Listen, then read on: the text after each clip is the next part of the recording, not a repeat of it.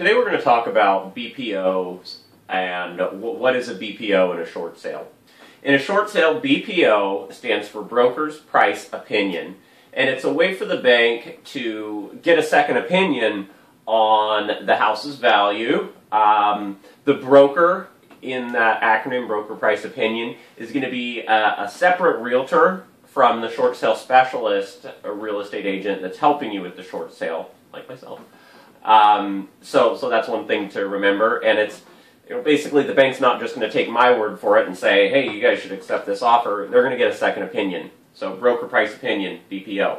And today we're going to talk about how you can use the BPO to help you get your short sale approved. So first off, my name is Richard Lockwood. I'm a broker with Oregon Realty Company, licensed broker in the state of Oregon. And I am not an attorney. This is not legal advice, this is not tax advice, and this is not financial advice. This just pertains to a real estate agent and how strategies for a short sale. Anyway, so that's what I got. Let's see. Sometimes on the BPO, homeowners will think like they want to put their best foot forward. They kind of get a pride in ownership of the home, and ordinarily that's a very good thing. In the short sale, however, it really doesn't pay to spruce up the house and give the bank this idea and give the BPO agent an idea that the house is worth quite a bit of money. Basically, the lower that the bank thinks the house is worth, consequently, they may be much more likely to accept an offer that they would otherwise reject. Or, if you can get a BPO value that's lower and offer them more than the BPO value and say, look, our offer is $20,000 over the BPO, all of a sudden things start to look really good. And anecdotally, I've seen some of the, the HIN, HAFA, and other cash incentives to sellers start to come out and start to be available to sellers sometimes when the BPO value comes in lower and then the offer price comes in higher. So just FYI. And those things, those programs don't apply to most short sales, but if you can get it, hey, it's nice. So that's that. Let's see. A BPO is generally going to be valid for 90 days. Sometimes banks will do a full appraisal in addition to the BPO. Appraisals are generally under, and don't quote me on it, but they're generally valid for 4 months. Fannie Mae loans will often get a full appraisal, and the appraisal is going to go into a lot more detail. Be aware that sometimes banks will do an automated BPO, and those are highly suspect very often. What they're using with those are computer programs, and honestly, I sometimes think it's just a guess and a very, what do you want to call it, bullish, or a very, wishful thinking on the part of the bank. So when you get those automated BPO values, sometimes if the bank comes back and says, that a $250,000 house is worth $350,000, there's a good chance that they're looking at a computer-generated BPO value.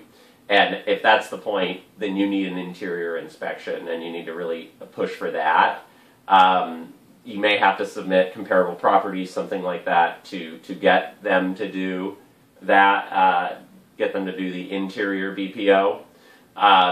Also, if there's material defects to the property, if there's flood damage or water damage of any type, really, that's a big one. If it needs a new roof, if there's permit issues, anything like that, it can really help your case to make sure that those issues are made known to the BPO agent. If those issues are very significant, having a bid from a contractor, or even a few bids from a contractor, can help as well. If the place needs a new roof and that's going to cost $10,000, get that bid in writing. Get a bid for those repairs. If the place is a total fixer, it might be obvious that it's cash only, at which point it's self-evident, if you will. But going the extra mile and getting bids for repairs, we'll help put a dollar point onto that and say, hey, this house in good condition, $300,000, needs $50,000 of work, so we're coming in at $250, because any buyer that's going to be spending real money on this house, they're going to be looking at those drawbacks as well. So putting a dollar sign on them really works. Sometimes you just roll snake eyes, and you get a BPO value that comes back really high. Generally, the reason why that would happen is if there are properties that on paper look very similar to your subject property, but for some reason in reality they're just not worth as much. I've ran into some where there's a home that's in a certain zip code, and so, oh, you've got a 3,000 square foot house in this zip code, it's going to be worth this much amount of money. When in reality, it's like, oh, well, it is in that zip code, which is a very desirable area, but it's right by the freeway. And, a BPO agent may not take that into account. At which point, your value comes back high. Other times, there's just certain BPO agents. I've helped hundreds of people with short sales, and after a while, you might see that, hey, wait, there's some specific BPO agents that do a lot of BPOs for like Nation Star Mortgage, and some of them just come back high all the time. Pun intended, man. And after a while, you start to wonder, like maybe some of these BPO agents, maybe they do have a horse in the race. And this is anecdotal. These agents do work in the areas that they get BPOs orders for. So perhaps they have friends, clients, past clients in those areas that they are, they might think they're helping out. Like, oh, I better not put this short sale is only worth $200,000 because then that'll make my listing down the road look bad. Stuff like that. Or, maybe that agent owns rental properties in that area and they don't want to tank their own values. Other times, that agent, if that BPO agent has a relationship with that bank, they may be thinking, oh, I'll just put the BPO value high, and who knows, maybe I'll get the listing as a foreclosure when nobody buys it. That's pretty dark to think that way, that an agent would do that, but it's kind of a cutthroat business sometimes, so I suppose it could happen. Most of the evidence for that stuff's anecdotal, and it could just be that the agent just kind of glances at it, says $300,000, sure, submits it, and just doesn't really do that detailed of a job. So that's what it is. Getting a BPO value that is agreeable and that is a lower price will often benefit you as a seller in a short sale, because it'll just make the bank that much more agreeable to the offers that come in. That's the main point. If the worst case scenario happens and you get a BPO value that's unrealistically high, if you don't have a looming auction date, just submit the short sale papers that you need to keep the bank happy and write out that BPO value. Basically, if I submit an offer at $200,000, the bank does their BPO. A month after the BPO, 6 weeks after that BPO, the bank replies and said, we want the buyer to raise their offer by $50,000, $100,000, whatever. Buyer says no way. At that point, you're only 6 weeks away from when that BPO would expire, and you can just start from scratch. And at that point, it's a chance to look through and figure out why the BPO came back high and try and address that in the next round. If there is a specific comparable sold in the market, you might write up something and explain to the new BPO agent why that comparable is not a good comparable to use for the property, or why that one sold for more, etc. And sometimes you can get some traction with that. Other times it's just kind of a roll of the dice and just say, okay, we got a bad BPO last time, let's just resubmit and see if we can't get a better BPO value.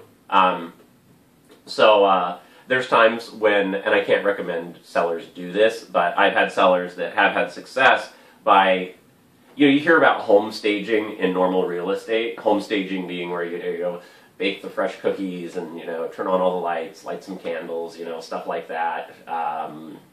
Make the place really, do the glamour shots, if you will. And I've seen some clients that couldn't get traction on a short sale. Actually kind of do a reverse staging, you know, kind of like the fitness before and after pictures, like, hey, I'm going to make myself look really bad, and then my after picture will look that much better. So if you can do that and show the bank the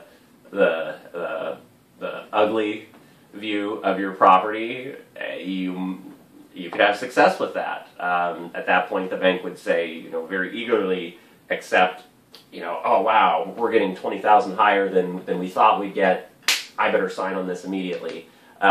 So I've seen that happen. Anyway, that's what I got. And let's see, BPOs. There's a lot there. You can do reconsideration of values if you did get a BPO that came in like really high. Usually, it's kind of futile. At times, if the bank did an automated value, you can get a reconsideration. There's other times that you can get one, or you could prompt the bank to order a full appraisal. If you submit a really thought out, like, here are the comparables, this is why our value came back high, this is the true market value, you may be able to get the bank to play ball. Also, I've seen buyers on rare occasions actually submit their own appraisal showing all the repairs, and the bank came back and said, oh wow, we didn't know about all these repairs, we're going to go with your appraisal. So that's what I got there, and I've seen that work as well. So that's BPOs. And there's a lot more to it. This is not exhaustive by any means. But anyway, if you need help with real estate in the Portland area or need a short sale specialist, give us a call at 503-473-8001. Check out our website, exclusiveportlandrealestate.com. Again, I'm Richard Lockwood, and thanks for watching.